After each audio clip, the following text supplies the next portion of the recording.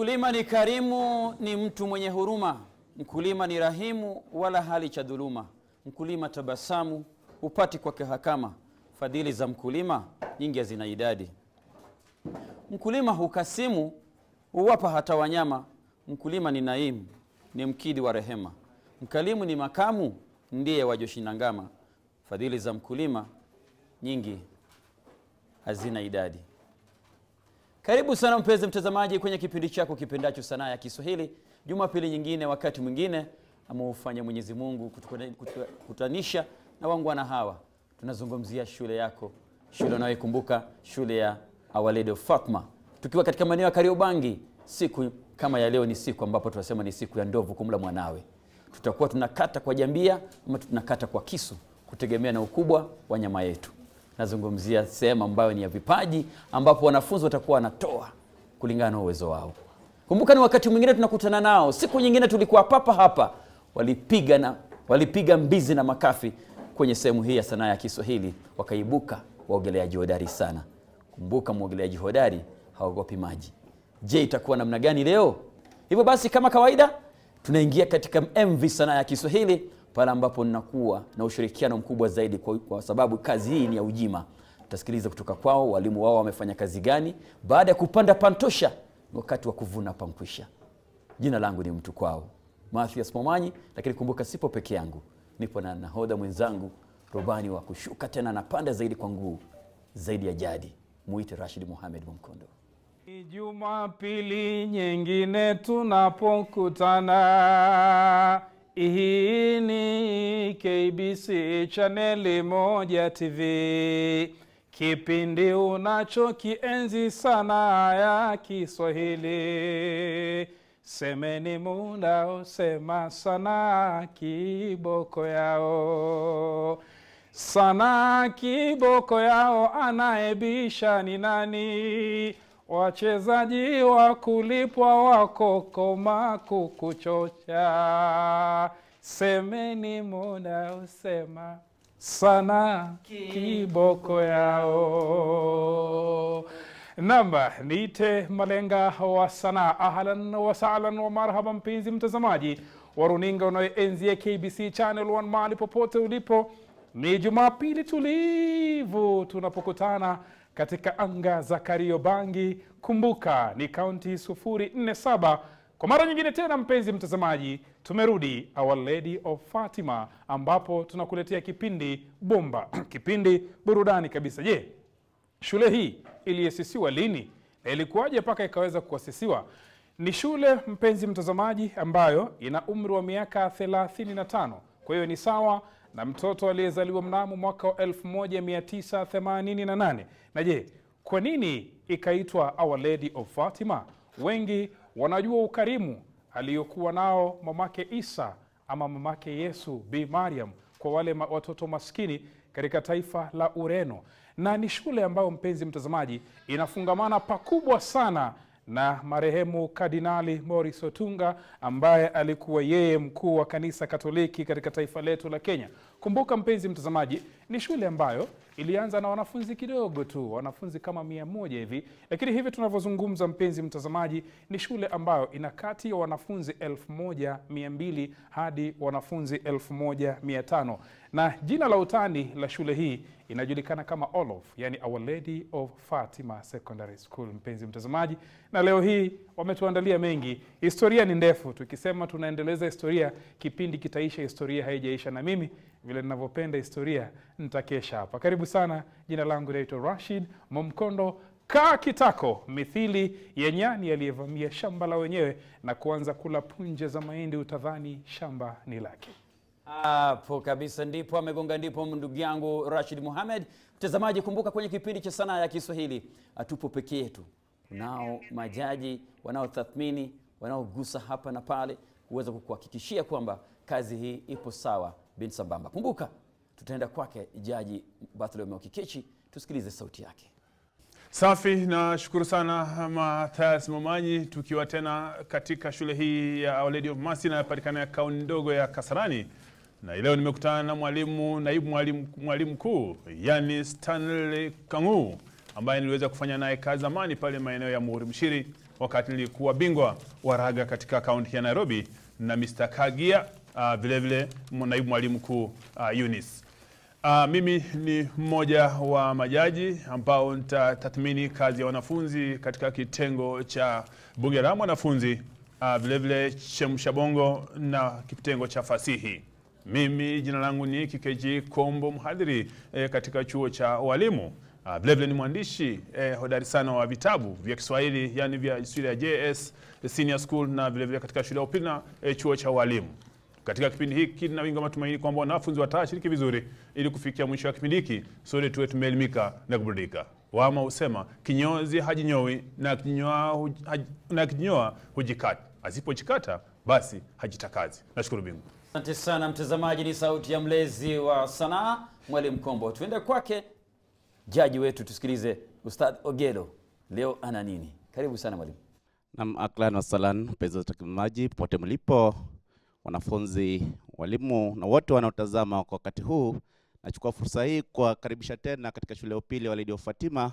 Mimi nikiitwa Ustadh Ogello bin Ogello au kipendo ite Mwalimu Ogello, mwalimu wa Kiswahili katika shule hii. Leo hii nikijipa nafasi nyingine ya kuwa jaji katika kitengo hiki cha sanaa ya Kiswahili, kipindi ambacho kiperushwa na KBC Channel 1 na kipindi ambacho pendwa sana na wanafunzi na walimu kote duniani. Na wakaribisha nyote kama jadi yetu, kwani hizo ndizo nguzo zetu hapa wa Lady of Fatima, ndizo nguzo zetu za jadi. Kama ulivyoelezwa awali kwamba tumesubiri tangu mwaka 1988 ambapo shule ilipoanza ili tuweze kufikia siku kama hii ya leo. Basi hata kama yamepambazuka wakati wa machweo, ni mapambazuko yetu ya machweo. Mnaponisikiza nyote, karibuni. Macho yanacheka, moyo unalia, macho yanacheka.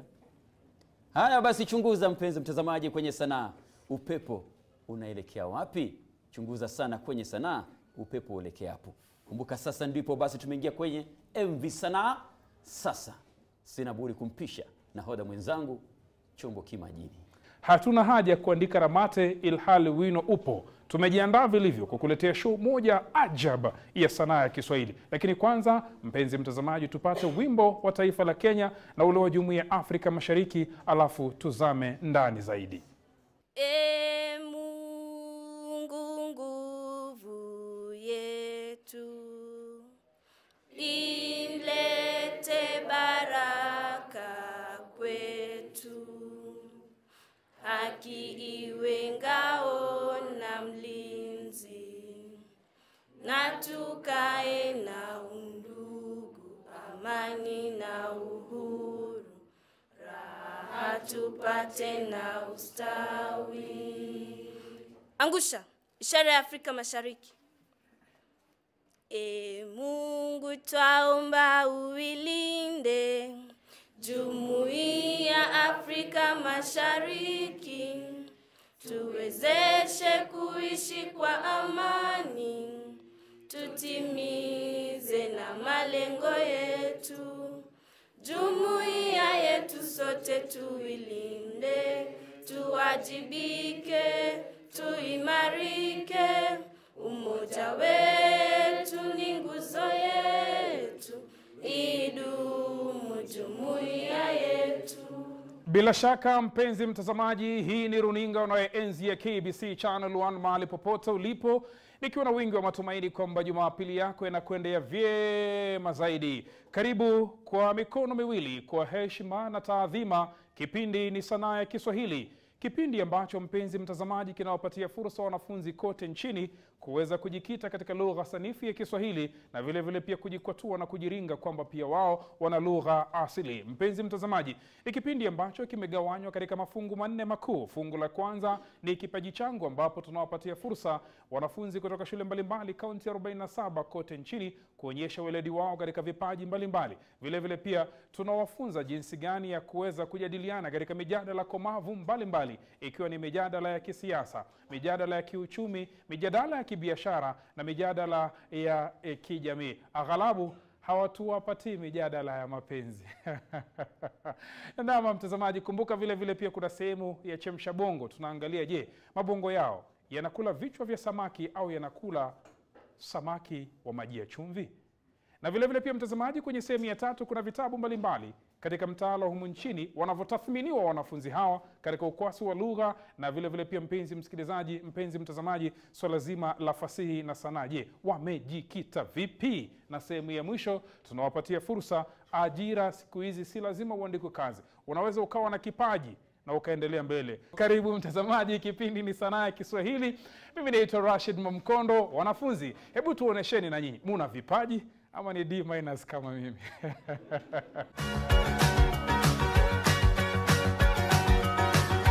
Tunaimba kwa sauti kuu, kwa sanaa safi, kwa moyo mwitu.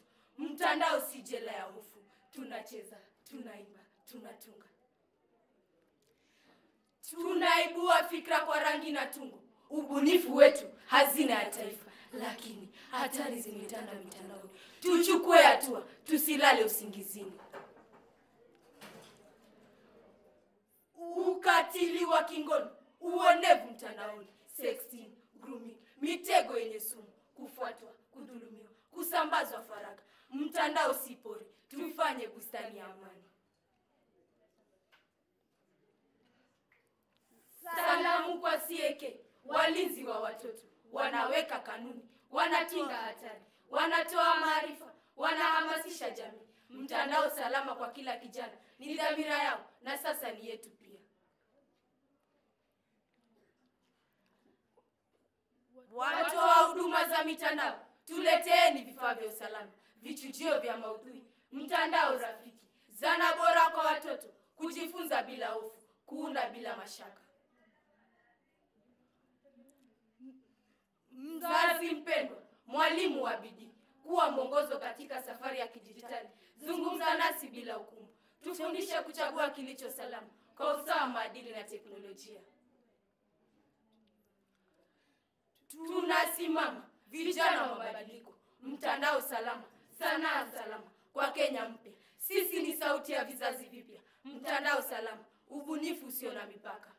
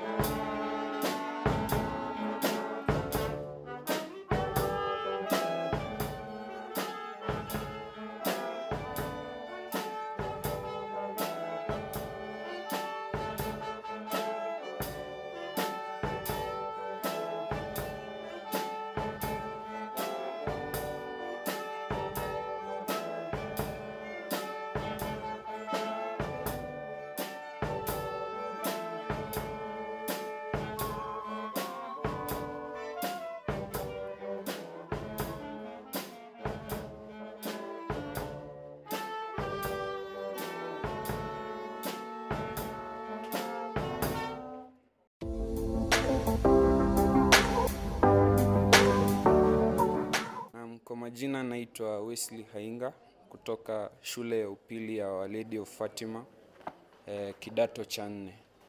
Nami ni msanii katika upande wa kitengo cha uchoraji. Leo hii niko na mchoro hapa nimewatayarishia na nitawafafanulia kwa ufupi. Na katika upande huu mmoja mtaona kuwa kuna kijana hapo anafanya kazi ya upanzi wa miti. Na upande huu wa pili mtaona kijana huyo ndio mzee huyu. Sasa baada ya miaka kadhaa amezoeka na ameketi ameketi chini ya mti huo. Sasa umekuwa mkubwa na umezaa matunda na anafurahia matunda yake baadaye. Sasa kilichonisukuma kutoa mchoro huu ni mapenzi yangu kwa utunzaji wa mazingira, na niliona ni vyema kuchora mchoro huu ili niwaigize watu kupanda miti ili sisi na vizazi vijavyo viweze kuyafurahia matunda ya kazi yetu. Mbali na kuchora mandhari ya mazingira, pia naweza kuchora watu, na huyu hapa ni rafiki yangu, aliweza kuniagiza nimchore na nikaweza kumchora kwa muda uliofaa, na nikaona ni vyema niwaletee muone.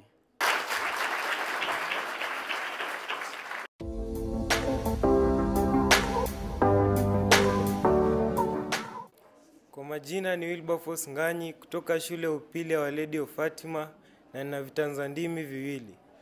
Cha kwanza, upo papo hapo ulipo. Upo papo hapo ulipo. Upo papo hapo ulipo. Cha pili, waite wale wana waliwali wale wali waliwali. Waite wana wale waliwali wale wali waliwali. Waite wale wana waliwali wale wali waliwali. Asanteni.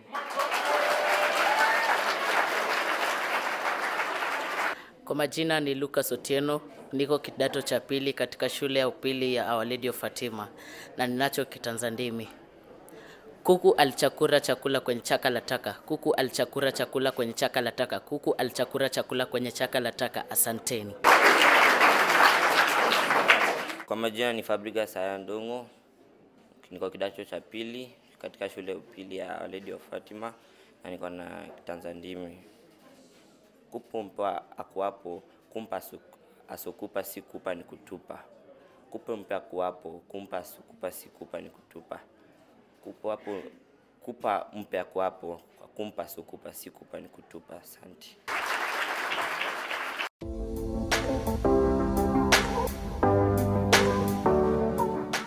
Mpenzi mtazamaji, karibu katika darubini ya Olof. Natumai kwamba ubuheri wa afya. Basi walosema kuwa mtangulia kisimani hunywa maji maege hawakukosea, na ikiwa leo ni Jumapili, niko hapa kwa taarifa kemkem. Wacha tuangazie vidokezo. Elimu kuimarika katika shule ya Our Lady of Fatima. Mpira uwanjani, habari za vicheko. Habari kamili. Elimu kuimarika katika shule ya Our Lady of Fatima. Akiripotia mwanahabari wetu Robinson Kizito. Naam, bila shaka tumetua katika shule ya upili wa Our Lady, ambapo tumeguza titi wanazozifanya katika vitabu vyao. Leo tumegundua kuwa wanafunzi hao wameimarika kusema kuwa wako tayari kuidhibitisha na kuileta matokeo mema, kama kusema wamepanga kuweka alama 70.0, yani kuzidisha hadi bendera ziwe zinapeperuka juu angani. Yote nitakuwa nawaandalia yakifanyika humu ndani. Nite Robinson Kizito nikiripotia runinga ya Olof. Guairi kwa sasa. Mpira uwanjani, mwanahabari wetu Gravis Otieno ana mengi.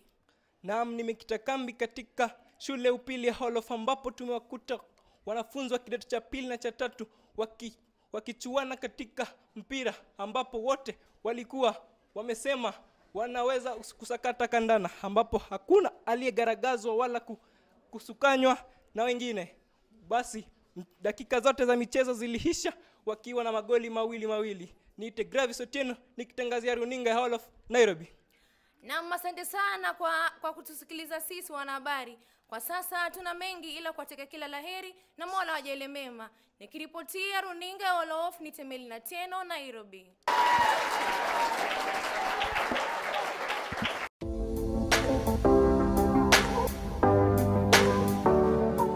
Nama, mtazamaji, mwenye macho siku zote haambiwi tazama. Nadhani umejionea mwenyewe wanafunzi walivyokuwa na vipaji mbalimbali. Wamechanganya ndimi hapa mpaka nikashindwa, je, leo ndimi zinakatwa ama ni vipi? Lakini kwa sasa kipindi hiki kinachukua pumziko fupi tu, lakini usiende mbali. Kitakaporudi, mwenzangu mwalimu Mathias Momanyi na majaji hawa wawili wataweza kunasibiana na kushabiana na wanafunzi hawa katika mijadala itakayowekwa mbele. Kumbuka, ni kipindi cha kipekee kupitia KBC Channel 1. Sanaa ya Kiswahili inarudi hivi punde. Usiende mbali.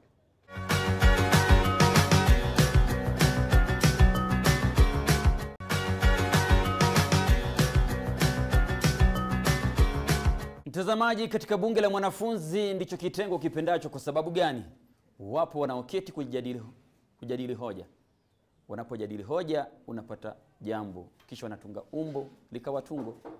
Kwa basi tunakukaribisha kwenye bunge la mwanafunzi usikilize sauti zao, ili vile vile pia uweze kutambua kwamba hawa ndio viongozi wa siku zijazo. Kumbuka, hii ni Sanaa ya Kiswahili. Tuanze kabisa kwa kujitambulisha. Naitwa Stacy Atieno kutoka kidato cha 4. Asante sana Stacy Atieno kutoka kaunti ya Migori. Mpige makofi. Asante sana mbunge. Naitwa Okoth Davis kutoka kidato cha 3 wa Our Lady of Fatima. Asante sana mheshimiwa Okoth kutoka kaunti ya Homa Bay. Makofi. Naitwa Oyer Lydia kutoka kidato cha 3 pa. Asante sana mheshimiwa Oyer kutoka kaunti ya Kisumu. Makofi. Barabara kabisa. Kwa majina naitwa Najma Hashim kutoka kidato cha 4 pa. Asante sana Najma mheshimiwa kutoka kaunti ya Mandera. Makofi. Nami ni David Otieno kutoka kidato cha 3 wa. Asante sana David Otieno mheshimiwa kutoka kaunti ya Kisumu. Makofi. Kwa majina ni Veronica Otieno kutoka kidato cha 3 pa. Asante sana Veronica kutoka kaunti ya Siaya. Makofi. Leo viongozi wametulia kweli kweli. Hebu tupe mada. Veronica, mada inasemaje? Mada inasema kuwa vijana wameandaliwa katika nafasi za uongozi. Hakika. Ni kweli vijana wameandaliwa katika nafasi za uongozi taifa la Kenya. Mkiwa na viongozi pia. Je, ni hakika kuwa viongozi mmewapa fursa vijana wakaweza kuonesha umahiri wao? Mnakubali au mnakataa? Tunakataa. Mnakataa. Mnakubali au mnakataa? Mnakubali? Naam. Ndio. Mnakubali au mnakataa? Tunakubali. Mnakubali. Mnakubali au mnakataa? Tunakataa. Asante sana. Hivi kwamba unaposikiliza bungeni kuna pande zote mbili. Upande wangu huu ni upande wa Simba. Upande huu ni upande wa Chui. Hebu tueleze kwa nini mnakataa? Ningependa kusema kuwa vijana hawajaandaliwa katika nafasi za viongozi. Sababu gani? Baadhi ya vijana wanashiriki katika ulevi na dawa za kulevya, jambo linalowafanya kutoaminika katika uongozi wa nchi. Asante. Piga makofi. Yapendeza sana hii. Upande wangu kushoto yupo pia mbunge, lakini ananieleza kuwa sikubaliani naye. Ulimi unamuuma. Unasemaje mheshimiwa? Naunga mkono mjadala unaosema vijana wameandaliwa katika nafasi za uongozi. Hii ni kwa sababu, na ningependa kuanza kwa kumkosoa mwenzangu hapa ambaye amesema vijana wanahusika katika ulevi na dawa za kulevya.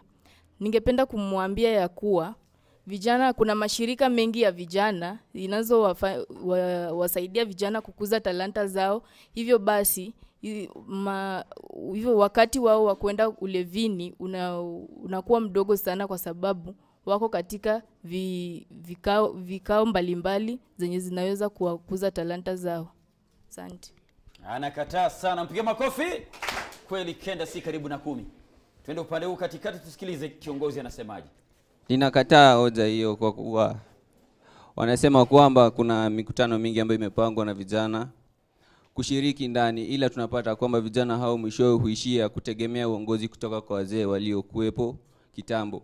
Na tunapoangalia wazee hawa, wengi wao wameingia katika ufisadi, kuingia katika uozo, wengine hata kuingia katika dawa za kulevya, huku wengine wakishindwa hata wakishindwa hata kuongoza nchi zao. Asanteni. Haya basi, kiongozi wa kurul, makofi. Kisikiliza haya basi unajua fika kuwa vijana wana nafasi kubwa zaidi ya kuweza kupewa nafasi ya kuongoza. Lakini yote 9, unasemaje mheshimiwa? Bwana Spika, ningependa kusema kwamba vijana wanaibuka na mbinu mpya na mbinu mpya ya kushika uongozi. Bwana Spika, vijana kutumia teknolojia wanajipata kujua mambo mengi kuhusu mambo za kisasa, yani mambo za kisasa inawafanya kuimarika katika hiyo nafasi ya uongozi na kuwafanya kushika hiyo nafasi ya uongozi. Asante. Mheshimiwa kutoka kaunti ya Mandera, najua nimejiuliza mengi tu. Ni kweli kwamba vijana ukiangalia katika kaunti ya Mandera, ni kweli wamepata fursa ama serikali inatoa ahadi tu? Vijana wengi wanajiingiza katika maandamano kwa kuwa hawana ajira ya kutosha, hivyo wanaishia barabarani. Naam. Napenda sauti yako Najma. Kweli. Makofi mpigie. Maisha mazuri kama haya. Unaona hata Najma anapozungumza unatamani apewe nafasi ya uongozi. Kaunti ya Mandera tuaja. Hata hivyo, Mheshimiwa, unaangalia kuna mengi yanatokea ili bunge letu kama wanafunzi, unasemaje? Vijana wameandaliwa kushika nafasi za uongozi kupitia ulezi na mifano ya kuigwa. Vijana wamepata mwongozo kutoka kwa wazee na kuonyeshwa viongozi wa kuigwa. Hii inawapa vijana fursa ya kupata malezi mema na kuwasaidia kuwa viongozi wazuri wa kesho. Asante. Sauti ya Gen Z, sauti ya kizazi kipya. Unasemaje mtazamaji? Unasemaje kiongozi? Wamesema vijana bado hawajashirikishwa licha kuwa wote wana mtazamo wa kuwa viongozi. Je, ni kweli? Tathmini hilo kwa undani zaidi, ibuka na wazo kisha utupatie jawabu. Kumbuka ni Sanaa ya Kiswahili kipindi wani, lakini kumbuka bunge la mwanafunzi ndicho kitengo. Usirudi. Asante sana mwalimu Alex kutoka Alliance High, anasema kipindi kinapendeza sana. Vile vile anafuatilia mwalimu kutoka Kenya High, mwalimu Otieno Moses, anasema kipindi hiki hakina mfano. Tuenda pia katika eneo la Kabarak, Charles Anthony anasema kazi kuntu zaidi. Usiondoke, kumbuka hii ni sanaa zaidi ya sanaa. Hewa la mtazamaji, kila unapogonga ndipo unasikiliza mlio, na kila unapogota basi mlio hule hauna uongo. Mswahili anakuambia kumbwaya haisemi uongo. Tuenda moja kwa moja kwenye chemsha bongo, papo kwa hapo kamba ukatajiwe, tusikilize kutoka kwao. Kwanza kabisa wajitambulishe. Jina lako? Naitwa Lensi Auma, kidato cha 4. Asante sana binti Lensi. Nani kama wewe? Jina lako? Jina langu ni Bilal Mohamed. Mashallah. Nani kama Bilal? Jina lako?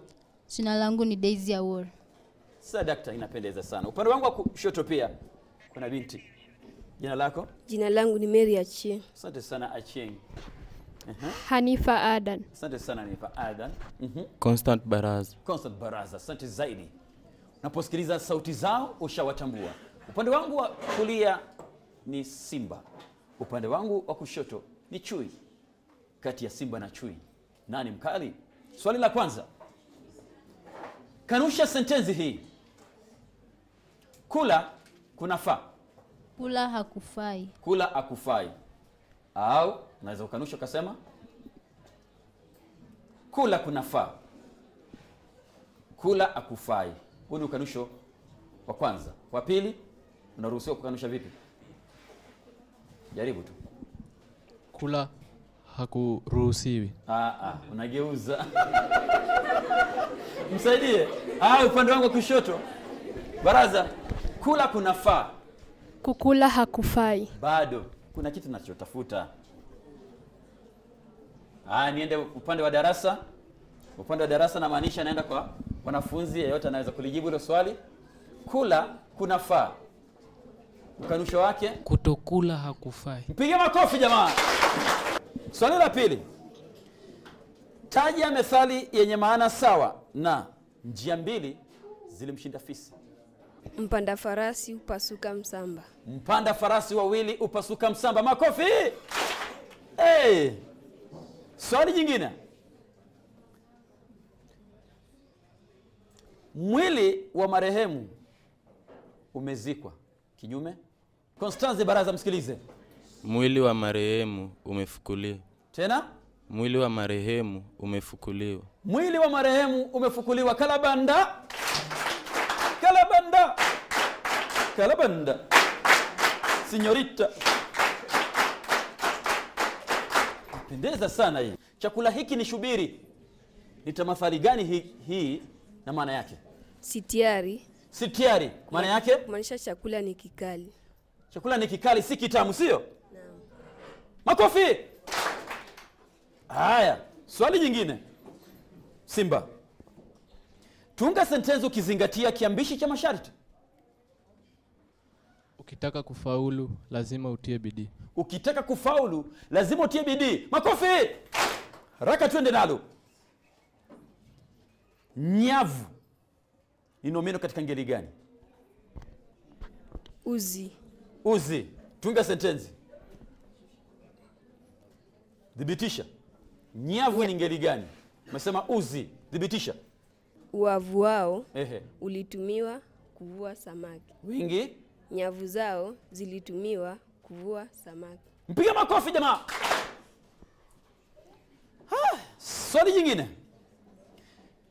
Shirikiana na mwenzako kutofautisha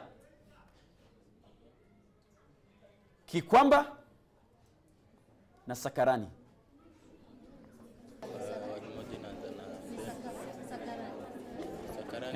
Nimewapatia hizo dakika kubadilishana. Haya basi tupate mzungumzaji mmoja hapa. Tuanze naye. Haya tuanze. Kikwamba ni nini? Na majaji mtanipatia jawabu kama amepata nitajua.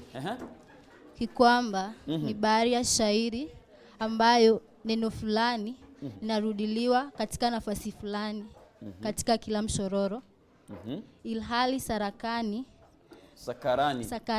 ni bahari ya shairi ambapo liko na bahari zaidi ya moja. Lina bahari zaidi ya moja. Makofi tumpigie tena. Swali la pili toka mwisho.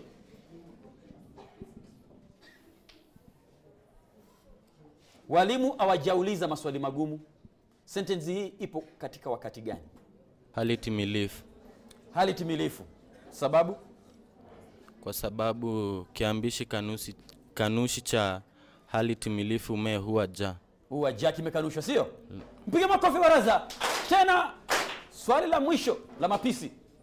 Mataifa mawili katika bara la Afrika yaliyotawaliwa na Wareno. Jiografia, historia. Tuambie wanafunzi wanaofanya historia na jiografia kujua mataifa. Haya, shirikiana na mwenzako kupata jawabu. Semezaneni. Sekunde za kuhesabu. Angola na Mozambique. Angola na Mozambique. Unaitwa nani? Tote ninyi ni hatari sana. Mungu awabariki na mtapita insha Allah. Makofi tena. Kalabanda. Kalabanda. Kalabanda. Signorita. Baada ya kusikiliza kutoka kwa watoto hawa werevu waliopikwa kapikika, umbwa msasi mkali na wakali pia, tuende kwa majaji. Tusikilize wanasemaje. Tunaanza na jaji leo. Mzee wa kazi Ustadh Ogelo. Unasemaje mjomba? Tulianza na kitengo cha mjadala ambapo tulikuwa tukijadili swala likiwa ni vijana wameandaliwa katika nafasi za uongozi. Hiyo ndio ilikuwa mada yetu katika mjadala huo. Tulikuwa na pande mbili, Simba na Chui, ambao Simba walikuwa wakikubali na Chui wakikataa ama wakipinga mada hiyo kuwa vijana wameandaliwa katika nafasi za uongozi. Wenzetu wanafunzi waliweza kutoa hoja mbalimbali. Nikiangalia upande wa Simba ambao walikuwa wanaunga mkono, wakaweza kusema kuwa kulikuwa na mashirika mbalimbali za kukuza talanta za vijana, kwamba vijana wameandaliwa kwa kuwa kuna mashirika mbalimbali ambazo serikali wameanzisha kuweza kukuza talanta za vijana, na hivyo vijana wameandaliwa kwa nafasi bora ya uongozi. Vile vile upande huo waliweza kusema kwamba kulikuwa na mbinu ishi za teknolojia ambazo serikali imetenga pesa kuwezesha vijana hao kupata zile mbinu ishi za teknolojia, na wakajiingiza kutafuta kutega uchumi katika mtandao mbalimbali kama vile mtandao wa TikTok, mtandao wa Facebook na kadhalika. Kando na hayo, waliweza kusema kuwa vijana wamepewa malezi mema kutoka kwa wazee, na hivyo basi wameandaliwa kuweza kuchukua nafasi za uongozi. Upande wa Chui ambao walikuwa wakipinga mjadala huu kwamba vijana wameandaliwa katika nafasi za uongozi, waliweza kusema kuwa vijana wengi wamejiingiza katika ulevi na matumizi ya dawa za kulevya, hivyo wao hawaoni haja kuwa vijana wameandaliwa vilivyo kuchukua nafasi za uongozi. Pili, wakasema kuwa vijana hutegemea uongozi kutoka kwa wazee, na hivyo kulingana nao vijana hao hawakuwa wameandaliwa vyema. Pia walikusema kuwa waliangalia swala la ukosefu wa ajira kwa vijana, ambapo walidai kuwa hatuwezi tukadai kuwa vijana wameandaliwa vyema kuchukua nafasi za uongozi ili hali kuna ukosefu wa ajira hasa kwa vijana, ambapo ajira nyingi wamepewa wazee. Waliweza kusema kuwa vijana hawajaandaliwa vyema kwa vile kulikuwa na ukosefu wa nidhamu miongoni mwa vijana. Kwa hakika hoja hizo zote zilikuwa sahihi, na naweza sema kuwa vijana hao walijaribu kadri wawezavyo. Kwa upande wa Chemsha Bongo, ambao wanafunzi wetu pia wamekuwa hapa, tumekuwa na pande mbili pia, Chui na Simba. Maswali yametoka katika vitengo mbalimbali kuanzia ukanushaji, methali, kinyume, tamadhali za usemi, ngeli. Tulikuwa na swali kutoka kwa ushairi na nyakati na hali. Pengine niguzie swali la ushairi ambalo wanafunzi wetu wamepata. Walizwa watofautishe kati ya Kikwamba na Sakarani. Tuelewa hizo zote ni bahari za ushairi. Muulizwa swali la historia, tukapata Angola na Msumbiji, kwa sababu Mozambique. Tulitarajia Kiswahili lakini ni safi, tumetafsiri kwa niaba yenu. Pengine nimruhusu mwenzangu Bwana Kombo aongezee. Ningeuliza kwanza, wacha niwape alama kabla niondoke. Nawapa 86. Makofi tuwapigie. Hakika wanafunzi hao waliuelewa swali, natumai watakuwa pia spika wazuri kama Wetangula Moses pale katika bunge la kitaifa siku zijazo inshallah. Swali, vijana wameandaliwa katika nafasi ya uongozi. Hakika kwamba vijana walielewa vizuri sana swali hilo na wakaweza kuunga, na waliounga wakaunga, na waliopinga pia wakaweza kupinga. Ama usema kila mwamba ngoma huvutia kwake. Na wakati waliounga wakasema kwamba na vijana hawajapata nafasi katika uongozi kwa sababu kwamba watu wenye makamu ndio bado wepo katika uongozi. Lakini unapoangalia kwa namna moja ama nyingine, tunaona kwamba serikali imewaandaa vizuri sana, hususan pale katika mitaala pale shuleni ama mtaala wanaofunzwa pale shuleni. Utapata kwamba kama masomo kama historia kuna leadership, vile vile katika kitengo cha fasihi kuna kitengo cha fasihi, na ambapo kwa mfano tunapoangalia kwa sasa kuna kitabu hiki cha Nguza Jadi ambapo inazungumzia swala la uongozi. Kuna hadithi za machweo, mapambazuko ya machweo ambayo imeandikwa na Clara Momanyi, pia wanazungumzia swala la uongozi.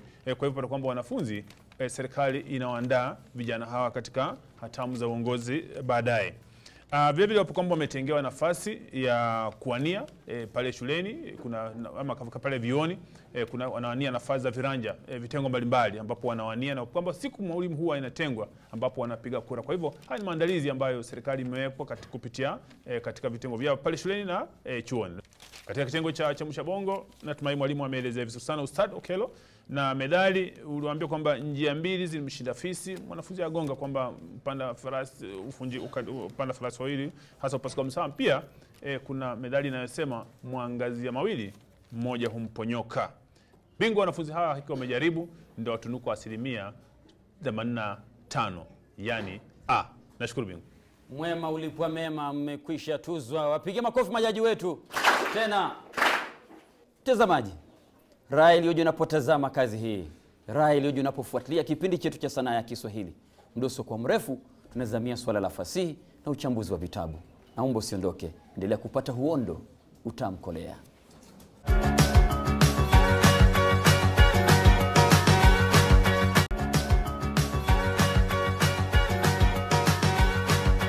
Kwa mara nyingine mtazamaji, wanakuambia chema cha jiuza kibaya cha chitembeza. Ananiambia baba mmoja hapa anaitwa mzee wangu Profesa Zefania Nyarunda kutoka upande wa Kisii. Anasema niangazie kazi yake Mathias Mnyampala ya diwani. Anasema katika ushairi hivi: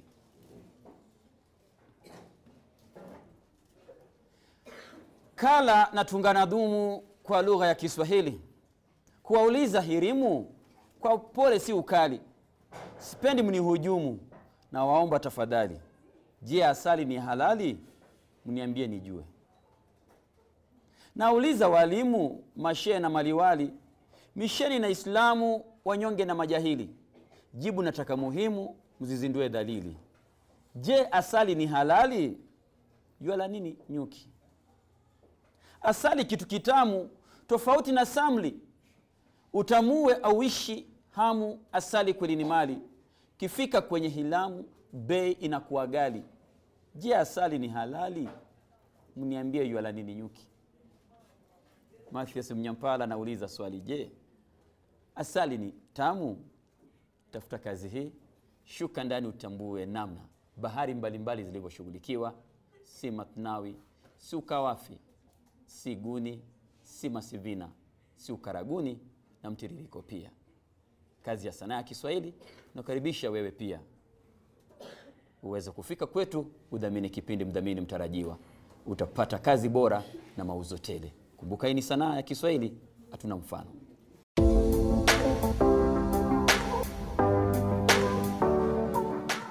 Hewala, utamu wa fasihi ni kusikiliza hoja wanavyozitetea wazungumzaji wenyewe.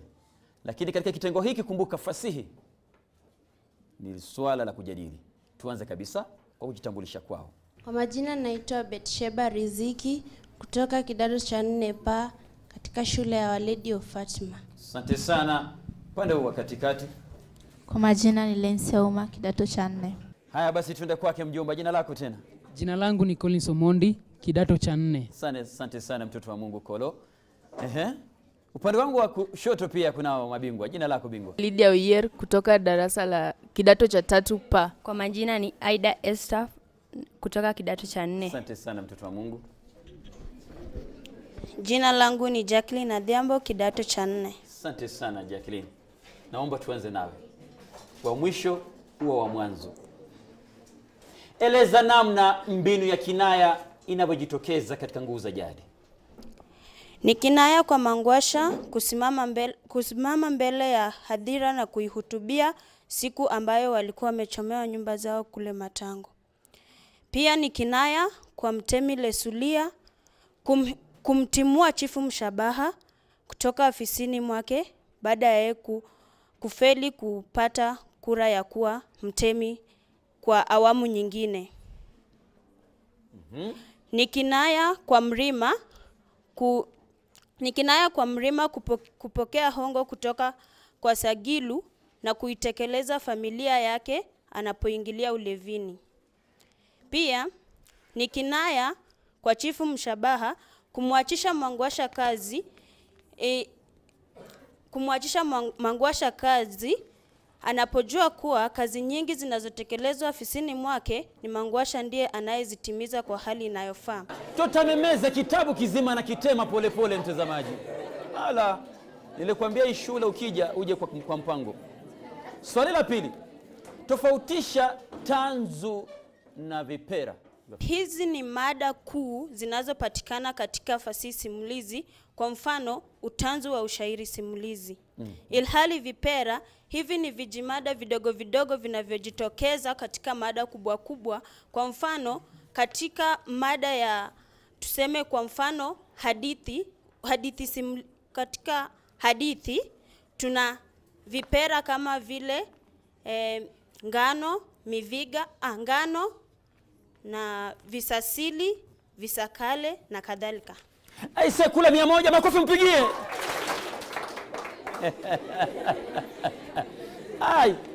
Tukiendelea hivi mtaondoka bila swali. Sasa nauliza swali ambalo nimekaza smiti kidogo.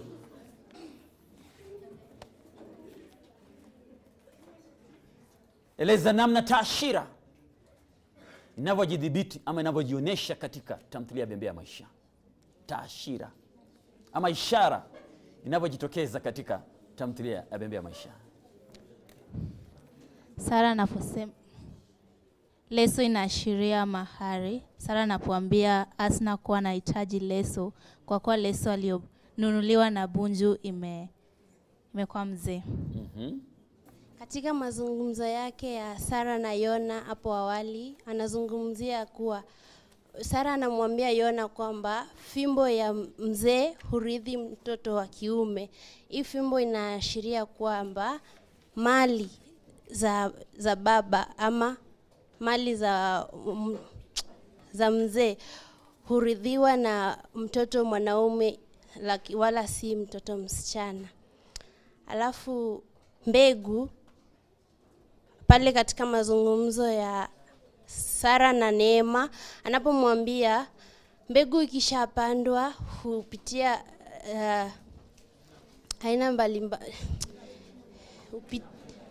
haina budi kuoza ili kumea, na mbegu hii inaashiria akina Neema ambao wanazo jukumu la kutia bidii ili kuleta mwanga kijijini. Pia Yona anamwambia Sara kwamba mtu huitakasa sahani yake ili imfae baadaye. Hii inamaanisha alipotoa malezi na masomo kwa kina Neema, inafaa warudishe mkono kwake kama mzazi. Tumpige makofi ubinti. Tena leza toni ya dondo hili. Mike, nilijua utafaulu mwanangu. Utafaulu vyema ama utafanya vyema mwanangu. Eleza toni katika dondo hili. Ni toni ya furaha. Toni ya furaha. Naam. Changanua mtindo katika dondo hili. Changanua mtindo katika dondo hili. Kuna urudiaji. Rudiaji.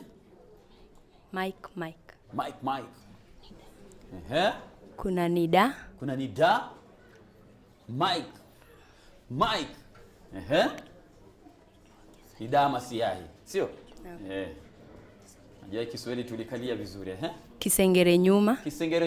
Nilijua. Anakumbuka pale. Nilijua. Anaangazia pale nyuma, sio? Asante sana. Unaongezea? Pia kuna usimulizi. Mwanake babake Mike alikuwa kuna usimulizi kati yake na Mike, anamuita. Naam. Eleza sifa za msemaji. Mzungumzaji ni Ombati. Babake Mike. Anaashiria wanaume wenye bidii katika ndoa zao. Anaenda mjini ili kufanya kazi, kupata ajira ili kuikuza familia yake.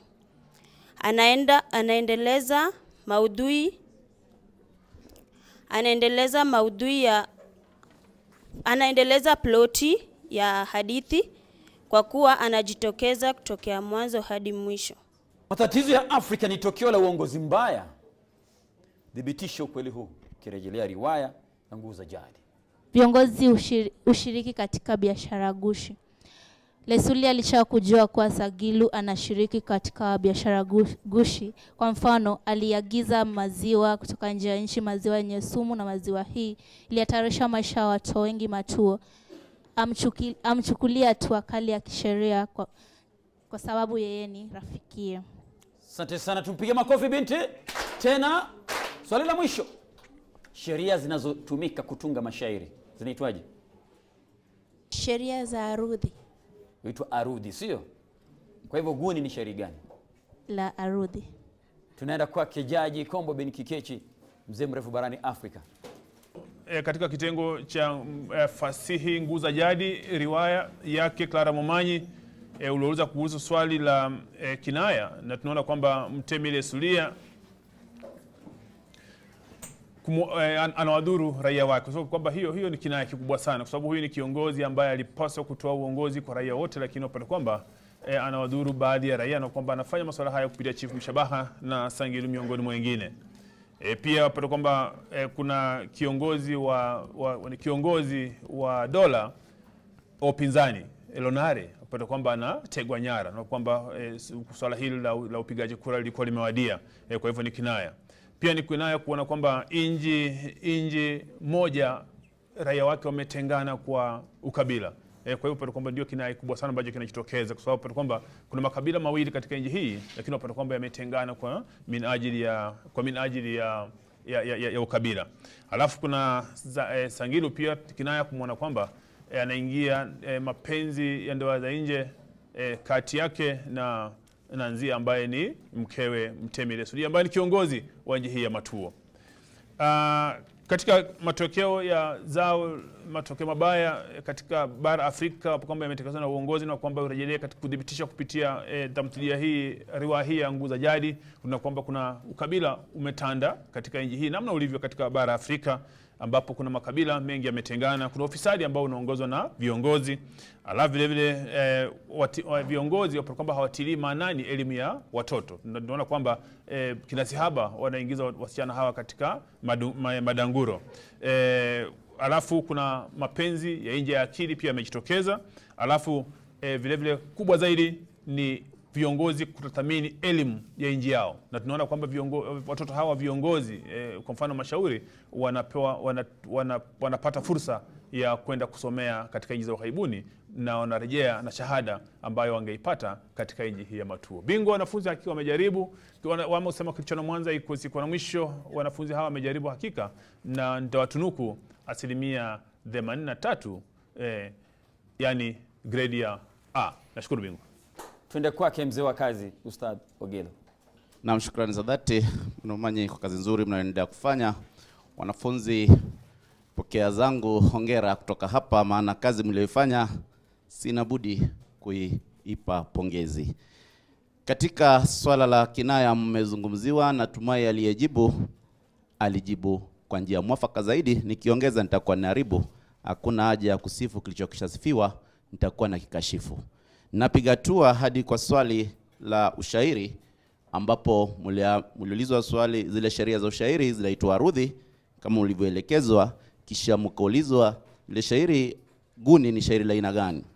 Shairi guni ni shairi ambalo halijafuata sheria za utungaji wa kishairi, pia huitwa shairi la kimakimbizi au kimapinduzi, au kipaka uite shairi vue. Najua muda umetupa kisogo, penzi wa wasikilizaji, watazamaji, langu ni kuwapongeza kwa leo nikiwapa 82%. Bado ni yenu. Hongera nyote. Tumemshangilia makofi tena kwake. Mtazamaji, kukitambua Kiswahili si lazima kutoka Tanga. Ukijua Kiswahili unabudi kukivalia shanga. Ushindi wako wewe ni siri ya kukisoma, kukipenda na kukitalii kwa kila hali. Kumbuka huu si mwisho, ni mwanzo na wanza mwisho cha mbele hicho Profesa Said Ahmed Mohamed. Lakini kumbuka tukirejea, mwenzangu Rashid Mohamed Mwamkonda atakuwa na wapisha hawa kupitia densi zao. Misakato yao ya rumba hapa na pale italeta suluhu. Kumbuka hii ni sanaa ya Kiswahili.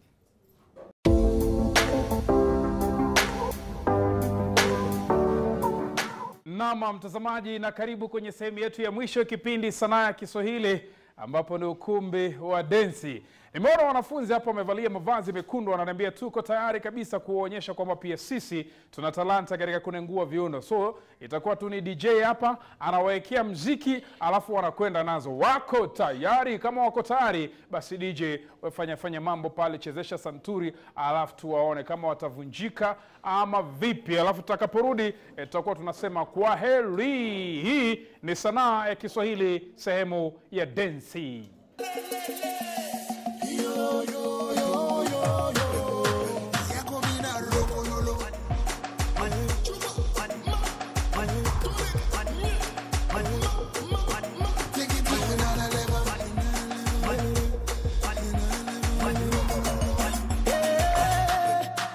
Nasema kwanza zima kisha nirudisha ngongo, kuna mtu mzima hevo zirudi kibongo, asa twende kibega mkono kama unarega hata kiduku shega.